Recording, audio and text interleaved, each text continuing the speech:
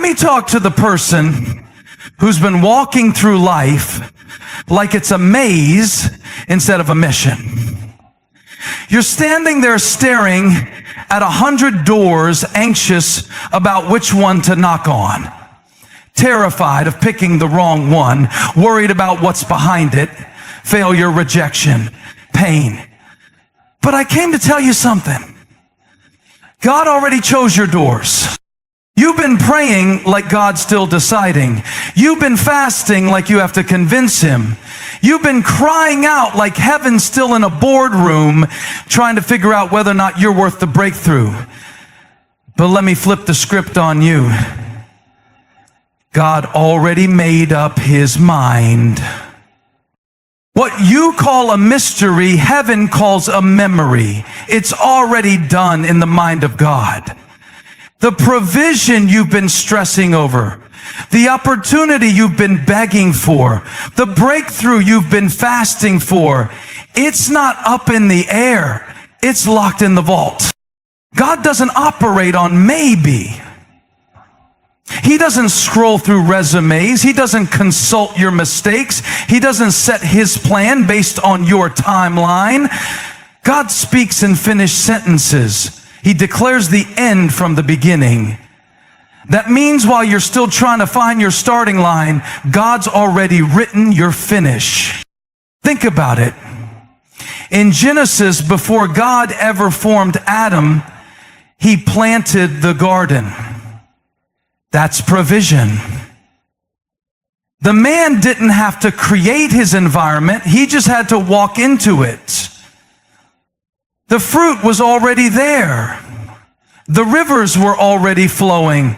The gold was already in the ground. Provision was pre-decided. You're stressing like you've got to build the garden when God already planted it. You're working like you've got to earn the door when God already assigned it. You think you're chasing after something new, but you're actually walking into something ancient. You're stepping into a decision that predates your dilemma. And I get it. Sometimes it feels like God is late. Sometimes it feels like provision is hiding. But what if it's not hiding? What if it's waiting? Waiting for the right moment. Waiting for the right maturity. Waiting for the right mindset to match the miracle. You think God's holding out on you, but what if he's holding it for you? Because some of the things you've been praying for would have crushed you if they had come too soon. Some doors would have distracted you. Some blessings would have buried you. And God, in his mercy, didn't deliver it when you want it, but he's still going to deliver it on time. The provision is not just about getting something. It's about becoming someone. It's not just about the blessing. It's about the preparation. Because God's not just working on the door. He's working on you so that when you walk through it, you don't sabotage what he gave you. You don't have to worry like you're on your own. You don't have to pray like you're trying to wake up a sleeping God. He's already seen the need. He already factored in the loss. He already calculated the detour. He already knew about the diagnosis. He already anticipated the setback. And he still made provision. You thought the layoff surprised him? You thought the heartbreak caught him off guard? You thought the anxiety disqualified you? You thought the detour canceled your destiny? Not even close. God saw it. He planned for it. He made a way through it. The Bible says in Exodus 16 that when the Israelites were in the wilderness, God rained down manna from heaven. But catch this, it only came after they left Egypt. Why? Because They didn't need supernatural provision in slavery. They needed it in freedom. Some of you are crying because the provision isn't where you used to be. It's because God already moved it to where you're going. The provision you're praying for doesn't exist in the comfort zone you're clinging to. It exists in the step of obedience you haven't taken yet. That's why God told Abraham, go to the land I will show you, not I'll show you, then you go. No, and I'll show. Because the provision was attached to the move. It was pre-decided, but not pre-revealed. You want the map. God gives you the moment. You want the details. God gives you direction. You want control. God gives you calling. So maybe the real question isn't, will God provide? The question is, will you walk like He already has? Because until you believe the provision is pre-decided, you'll keep living like it's up for grabs. You'll keep chasing things He already sent. You'll keep begging for doors He already opened. You'll keep waiting for a yes that's already written in the blood of Jesus. This is not a guessing game. This is a God who goes before you. A God who is never surprised. A God who prepares a table in the presence of your enemies, not in their absence. That's how sure He is. That's how complete He is.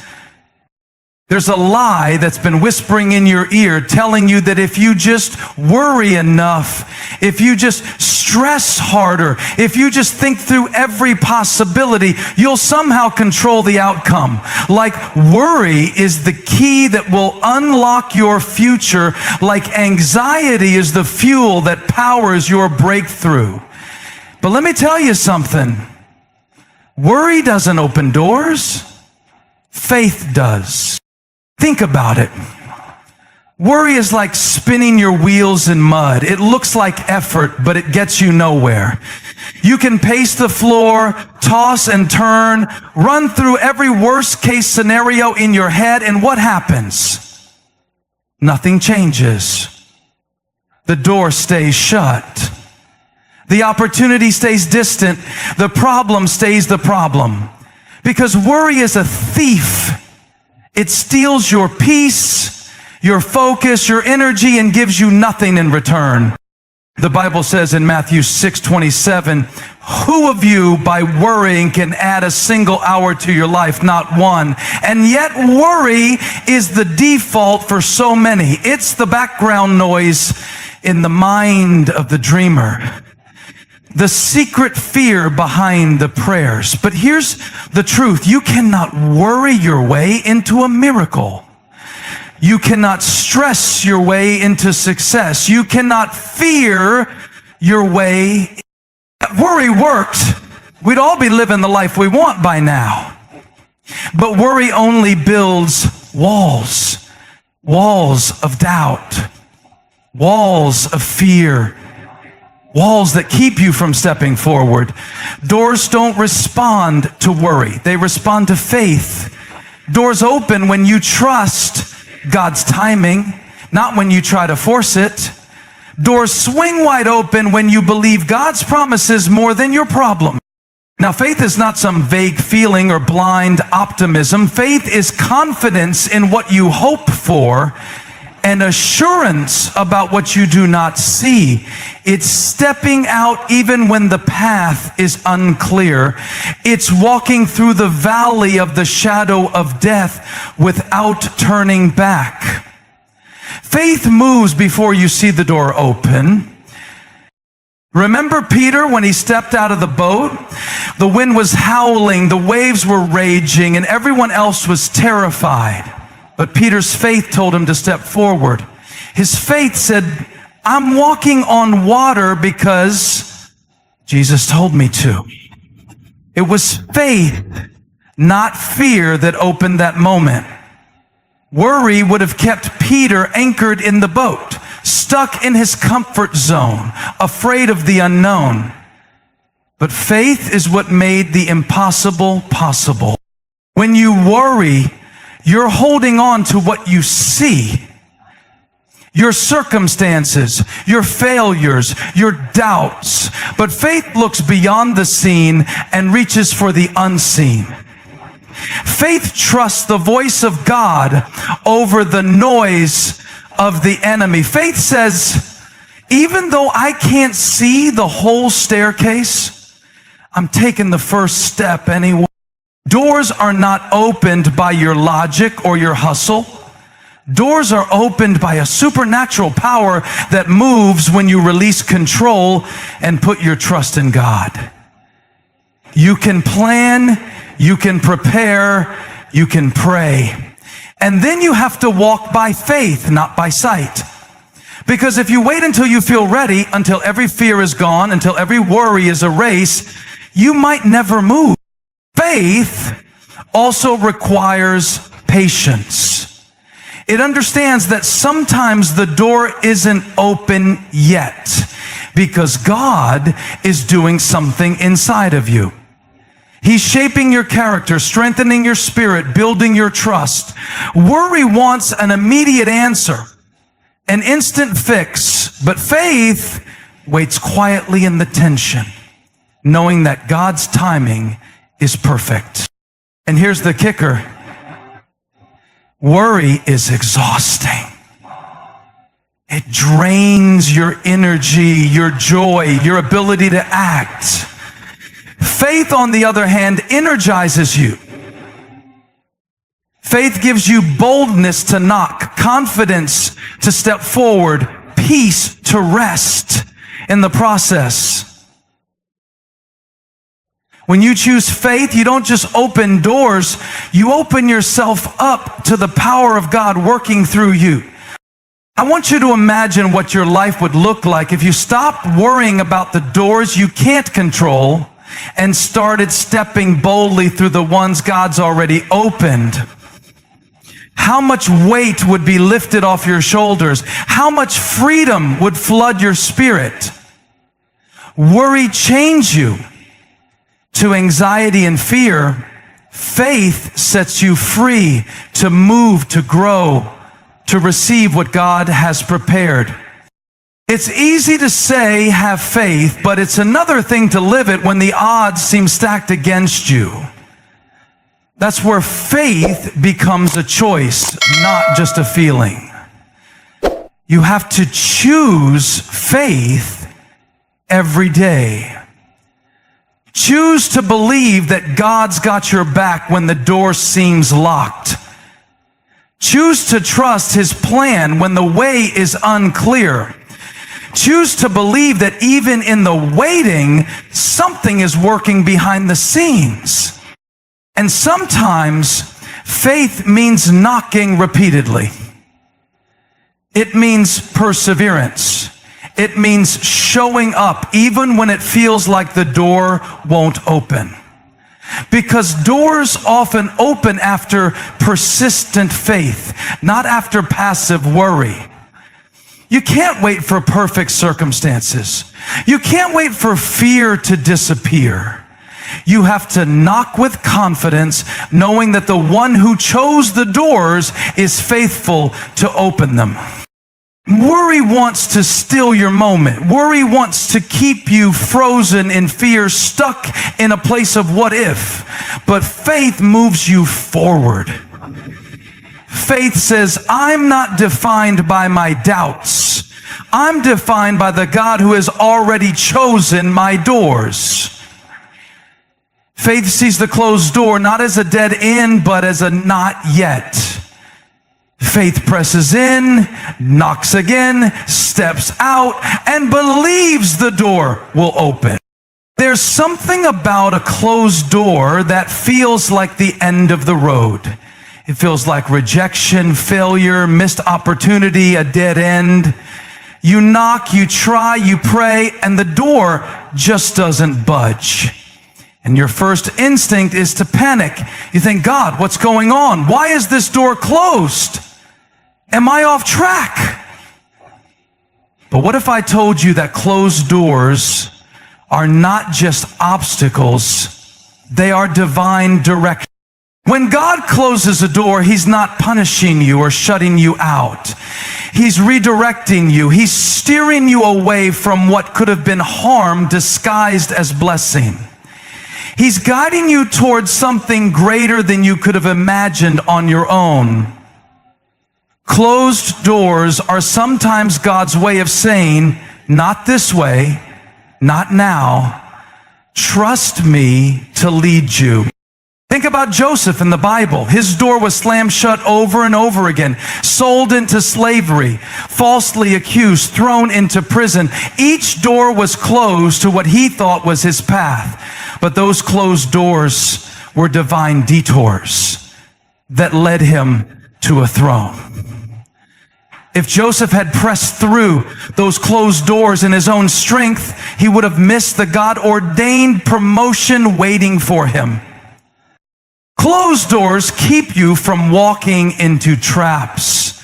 They protect you from people who aren't meant for your journey, from plans that would derail your destiny.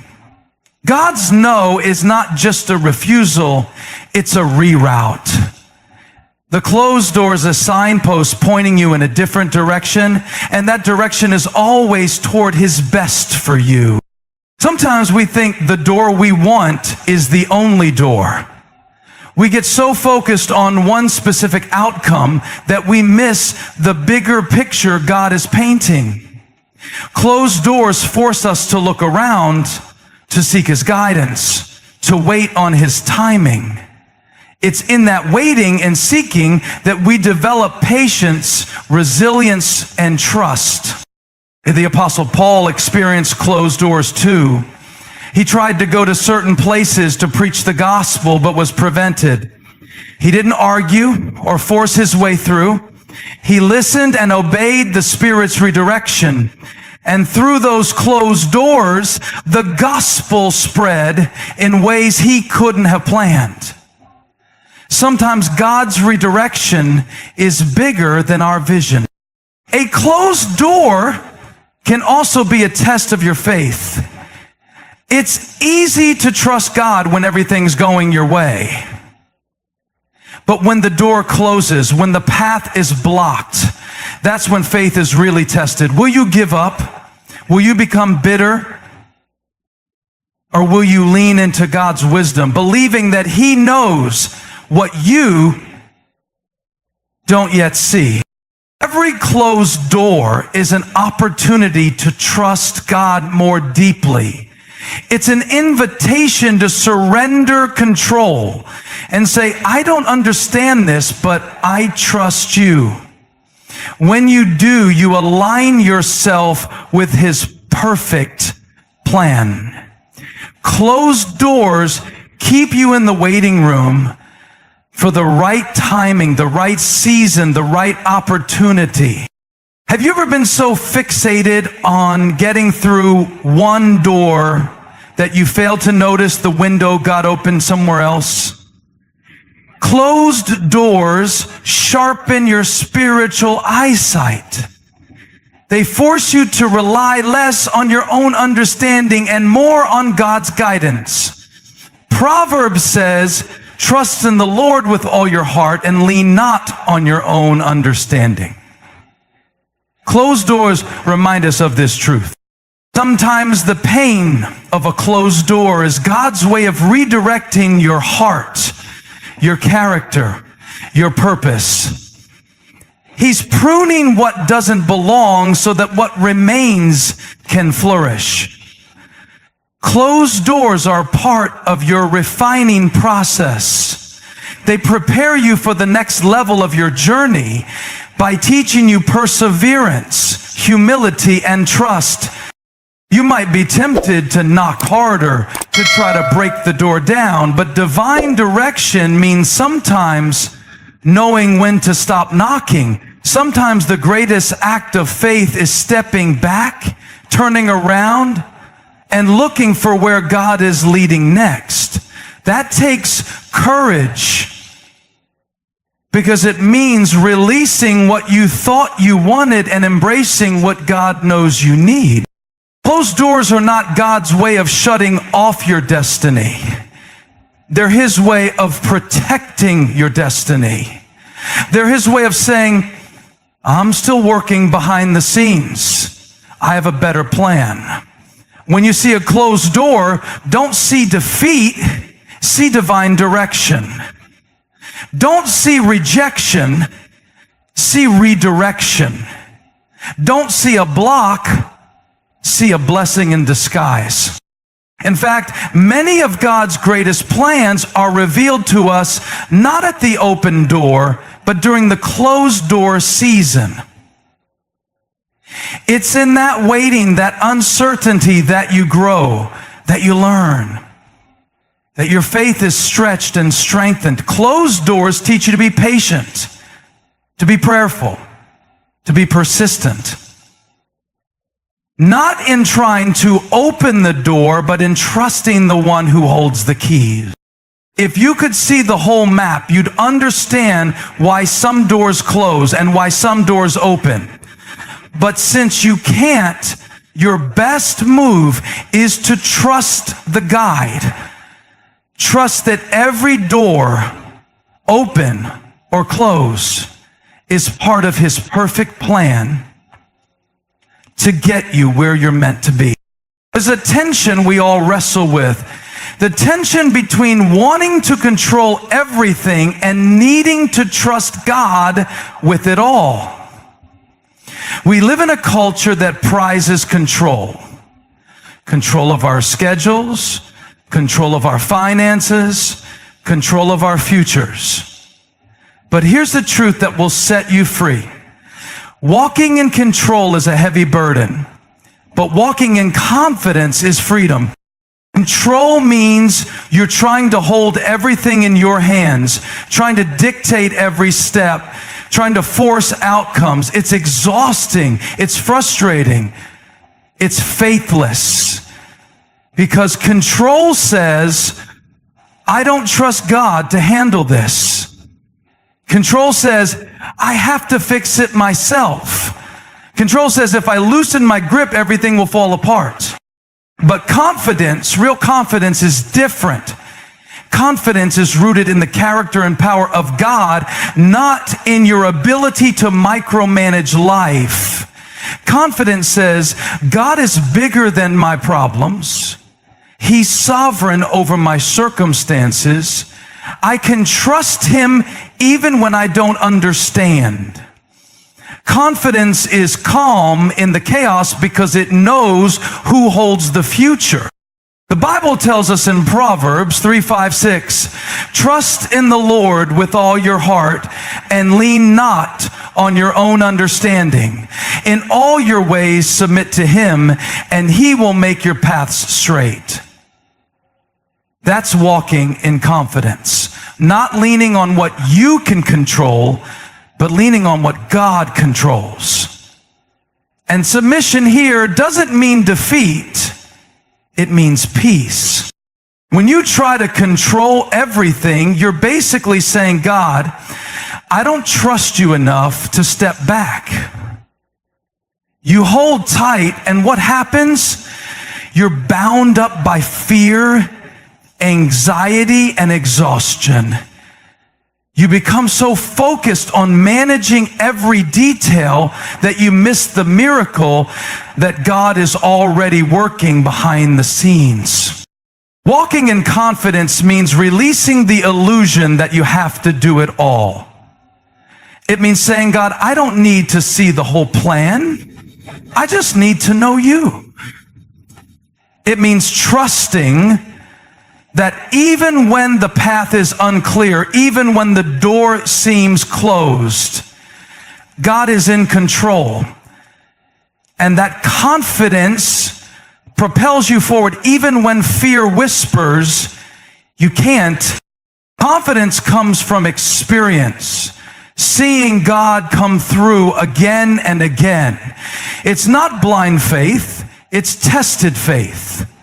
It's the kind of faith that says, I don't have to understand every detail because I have seen God's faithfulness. It's the faith that Caleb had when he said, give me that mountain. He didn't see the whole battle plan, but he knew the God who fought for him. Control tries to plan for every worst case scenario, but confidence says, I'll walk forward one step at a time, knowing God has my back.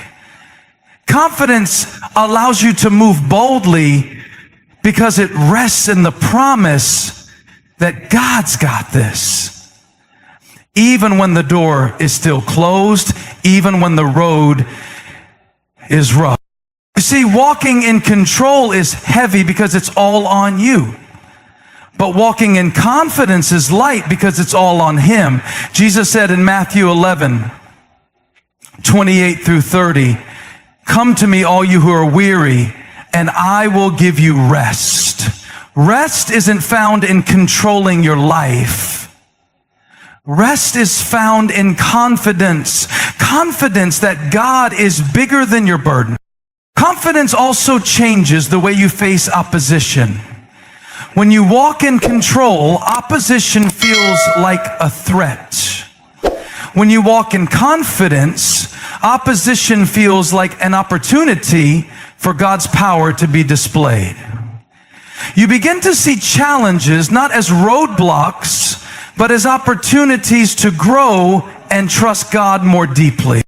Sometimes God calls you to take a step without knowing exactly how it's going to work out. That's when confidence is critical. You don't have to have the whole map in your hands, but you do have to have your hand in God's. You walk forward knowing that even if you don't control the outcome, you are not walking alone. Walking in confidence doesn't mean you won't feel fear. It means you choose faith over fear anyway. It means you acknowledge the unknown, but you refuse to be paralyzed by it. You keep your eyes on God, not your circumstances. And in that, you discover a peace that surpasses understanding. When you walk in control, you're living out of fear. Fear of failure, fear of rejection, fear of the unknown. But when you walk in confidence, you're living out of faith. Faith that God's promises are true, that His timing is perfect, that His power is enough. That kind of faith fuels boldness and resilience. The next time you find yourself trying to control every detail, remember, God's plan doesn't require you to carry it alone. He calls you to carry it with Him. You don't have to be the captain of the ship. You just have to be willing to set sail with Him as your guide. Confidence means you stop trying to manufacture the outcome and start trusting the one who already knows it. Confidence means you don't have to have all the answers. You just need to have God. You don't have to be in control to move forward. You just need to be confident that God is. True freedom comes when we release control and embrace confidence in God's sovereignty. Walking by faith means trusting His plan above our fears.